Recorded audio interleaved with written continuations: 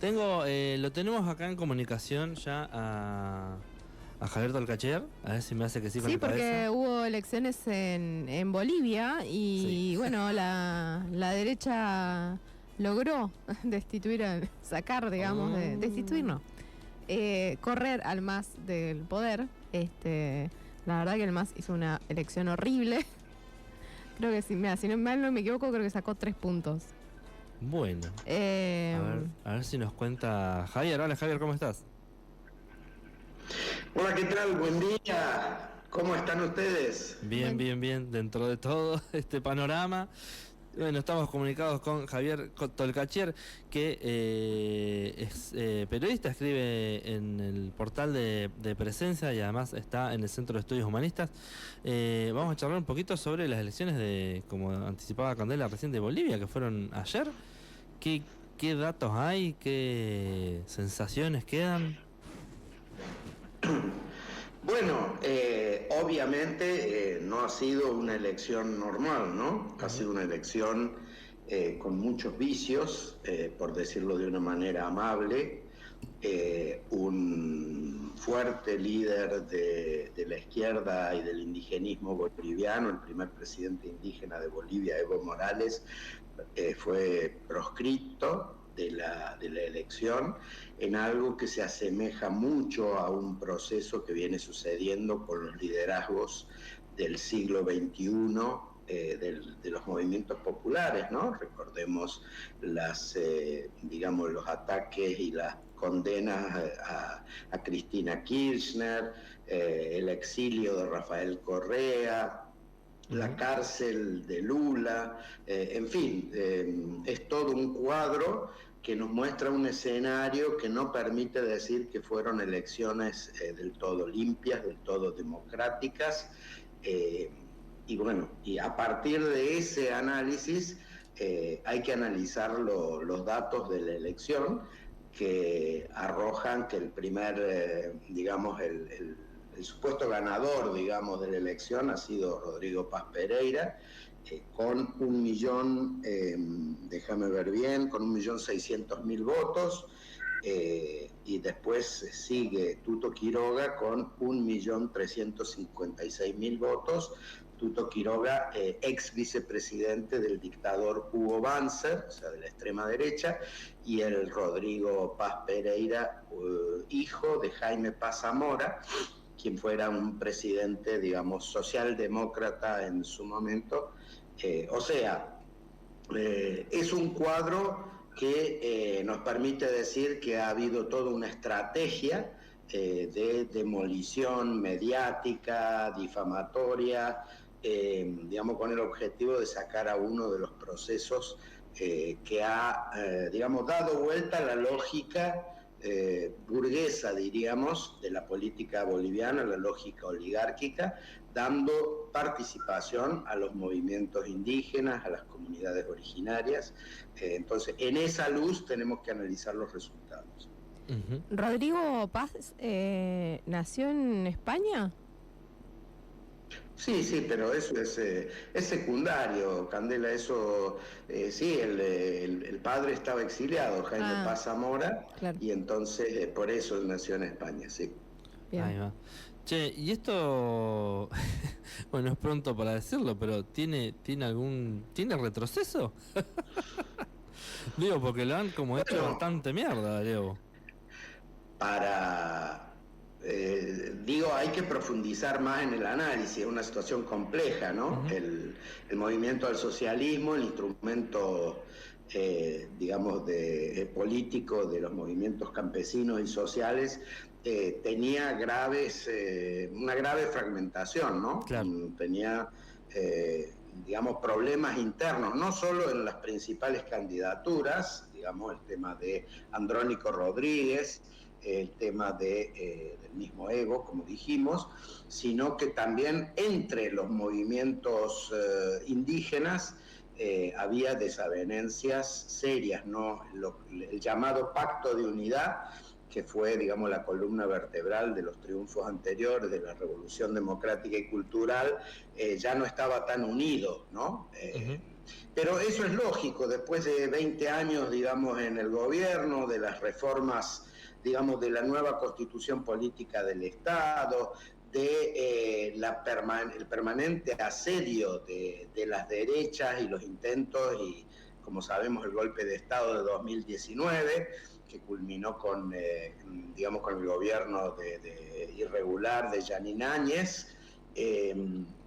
Bueno, todo ello configura un panorama de desgaste que no ha hecho fácil la continuidad de este proceso, ¿no?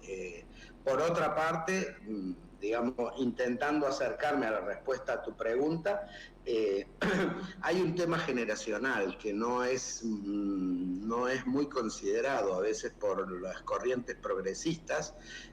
Cuando tú tienes una nueva generación que crece al alero, digamos, de un gobierno revolucionario de izquierda, progresista, como quieras llamarlo, lo que sucede es que esta nueva generación no tiene en su memoria los mismos contenidos que la generación anterior, ¿no? Entonces, tampoco, o sea, toda la parte del desastre neoliberal que dejó Gonzalo Sánchez de Lozada, que es, digamos, del mismo cuño de lo que haría Tuto Quiroga si llegara a la presidencia, y de alguna manera parecido a lo que haría el Paz Pereira también, de ganar la segunda vuelta Claro, en la próxima. Porque aclaremos que hay balotaje, no llegaron a tenerlo todo lo que necesitaban, ¿no? de porcentaje. En esto del balotaje, ¿cuál sería el menos peor? Y es un tiro en el pie. Es una pregunta, en fin. En principio, obviamente, todo apunta, a mí me parece, a que el ganador va a ser Rodrigo Paz Pereira, que ha sido como una especie de, entre comillas, sorpresa en esta elección. Las encuestas no lo tenían en el radar. Perdón. Porque todo vaticinaba que los dos de la derecha que iban a contender iban a ser Quiroga y Samuel Doria Medina, ¿no? Que es un empresario del cemento, un tipo de la derecha conservadora muy neoliberal. Entonces, este candidato, Samuel Doria Medina, ha anunciado ya que va a apoyar públicamente a Paz Pereira. Yo te diría que va a ser muy parecido lo uno a lo otro, más allá del maquillaje marketinero que hagan. En principio parece como más una derecha más blanda, Paz Pereira, el que yo creo que podría ganar, porque Tuto Quiroga está directamente ligado a Washington, a los intereses del Departamento de Estado. Es prácticamente se diría un alfil, pero más que nada un peón, ¿no? de la estrategia geopolítica norteamericana en la región. Lo que tiene Paz Pereira, más allá de la política interna que, digamos, que intente seguir, es que no tiene una estructura fuerte, digamos, más allá de Tarija, de un departamento del sur de Bolivia donde él ha sido alcalde, digamos, para respaldar sus posibles políticas drásticas, ¿no? Así que no creo que haya un mal menor en este escenario. Este escenario está comandado por intereses que están muy alejados de las necesidades populares. Javier, el otro día estábamos hablando con Iñaki del tema de hizo una columna sobre el tema de la abstención en las elecciones. ¿Cómo fue la participación de la gente? ¿Se acercó a votar o no tenía ni ganas y por eso ganaron los que ganaron? No, la abstención fue aproximadamente la misma de siempre en Bolivia, muy aproximada a la media histórica. Hubo un 85% de participación, alta, según las cifras que estoy viendo. Sí. Mejor que nosotros, ¿están seguros? Pero lo significativo es que el voto nulo, que fue promovido por Evo Morales como señal de protesta contra, digamos, lo que consideró que fue una elección viciada, que como comenté antes, así fue, el voto nulo llegó a casi el 20%, ¿no? Claro. O sea, 1.252.000 bolivianos votaron nulo, que como sabemos es un voto duro, y si lo comparamos con las cifras de los candidatos, adquiere mucho más relevancia. Fíjate, el candidato que sale segundo y que va a disputar el balotaje, el Jorge Tuto Quiroga, sacó 1.356.000 votos, o sea, apenas 100.000 votos más que el voto nulo que proclamó Morales, o sea, que comandó la campaña Morales, pero hace apenas 2 semanas. Si lo comparás con la cantidad de tiempo que viene haciendo campaña este otro, en fin, con la dificultad de ir a votar y votar nulo, es muy significativo ese porcentaje. Además, hubo 158.000 votos en blanco, por lo cual, si hipotéticamente sumaras el voto nulo con el voto en blanco, te da 1.410.000 votos, que es más de lo que sacó el segundo en la elección. O sea, significativo el caudal de apoyo que todavía mantiene Evo Morales, más allá de luces y sombras, en un mínimo un 20% de la población. Sí, ni hablar si se hubiera presentado, ¿no? Claro, todo son hipótesis, ¿no es cierto? Porque Andrónico Rodríguez, digamos que también es parte de la izquierda, parte del progresismo, sacó casi 500.000 de votos. Claro. Pero todo eso es hipotético. Estamos ante un nuevo Lofer, estamos ante una nueva elección viciada de irregularidades, empezando por el mismo tribunal electoral, que es el que una parte del tribunal electoral se prorrogó, digamos, su mandato automáticamente. En fin, hay toda una serie de detalles que hacen que no pueda considerarse una elección libre. A todo esto también se renueva el Parlamento. ¿Cómo queda ahí la representación de la izquierda? No, muy baja. Según lo que parece, las derechas, si votaran unidas, tendrían los 2/3 que necesitan para hacer reformas constitucionales, lo cual es un problema muchísimo más grave que el tema del mandato político, ¿no? El mandato ejecutivo. Vamos a ver cómo se desarrolla todo esto. Las derechas tampoco son un bloque unido. Hay muchos dimes y diretes y por supuesto yo creo que el escenario que se presenta en adelante, volviendo a la pregunta del Manu, es evidentemente de resistencia y quizás yo creo de persecución. Ese es el problema central, ¿no? Yo creo que se va a desatar una persecución bastante grande, no solo contra Evo, sino contra un montón de cuadros medios que han apoyado y han militado el proceso de cambio en Bolivia. Claro, el tema es que de alguna forma puedan rearmarse para la próxima, pero si son tan malas las expectativas... Sí, pueden rearmarse, pero yo justamente creo de que como fue, Correa cuando comenzó todo este proceso del Lofer, hace ya varios años, 2015, con la destitución de Dilma Rousseff, etcétera, dijo que este era un plan Cóndor 2.0, ¿no?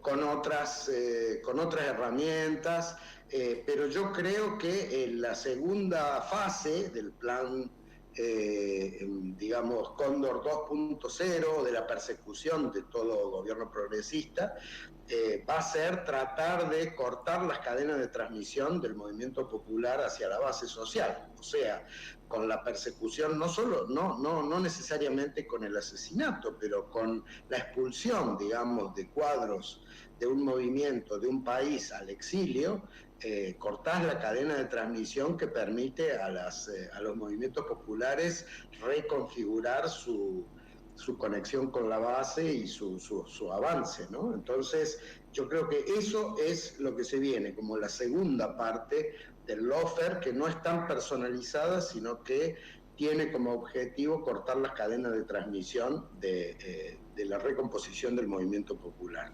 No es un panorama agradable, efectivamente, y si miramos el resto de la región, si miramos Ecuador, si miramos El Salvador, lo que está ocurriendo, eso hace que la derecha la tenga mucho más fácil para asumirse como un poder relativamente hegemónico. Habrá que encontrar nuevas formas, ¿no? Sí, hay que analizar a fondo y bueno, a mí me parece de que lo que hay que reflexionar es sobre dos temas muy importantes. Uno, que ya mencioné de pasada, es el generacional. Es decir, si tú te fijas acá mismo en Argentina, la mayor parte de los cuadros del kirchnerismo, o digamos del peronismo progresista, tiene relación digamos, son como los hijos de aquellos que fueron perseguidos y desaparecidos y asesinados por la dictadura militar. Entonces, esa es la principal memoria de esa generación que hoy bordea, ponte tú, los 60 años o los 50 años, que no es lo mismo que la generación surgida al calor de esos movimientos progresistas, ¿no? Entonces, ese es un tema que hay que reflexionar, hay que, con las mismas proclamas, los mismos eslóganes, la misma cosa, no vas a llegar lejos con las nuevas generaciones. No es una cuestión de forma, es una cuestión de contenido, no se trata solamente de hacer videitos en TikTok. Eso por un lado. Por otro lado, y esto es como más serio quizás, el concepto de movilidad social ascendente, que es tan caro al peronismo, digamos, la pregunta es ascendente hacia dónde, ¿no? Porque claro, una cosa es ascender, es tener movilidad social y ascender de una situación dramática de pobreza, de indigencia, de falta de posibilidades y recursos, hacia una situación, digamos, como intermedia, por decirlo de algún modo, pero la tendencia del ascenso social continúa, no para ahí. Entonces, como bien sabemos, una parte de las clases medias quiere seguir ascendiendo y quiere ser igual que los otros. Entonces, hay que revisar ese concepto de la movilidad social ascendente y generar un concepto base nuclear que desde mi punto de vista es la humanización de la sociedad y de la política, que es muy diferente del tema de la movilidad social ascendente, al menos en el aspecto de solo atender como valor central al dinero, las posesiones materiales, los objetos, etc. Ahí va. Bueno, estuvimos charlando con Javier Tolkachier, que es investigador del Centro Mundial de Estudios Humanistas y comunicador en la Agencia Internacional de Noticias Presencia. Gracias, Javier, por esta comunicación, este resumen y esta data que nos pasaste. No, gracias a ustedes, como siempre, un gusto estar en la BDC y un saludo a toda la querida audiencia de La Pampa y más allá. Ahí va, muchas gracias.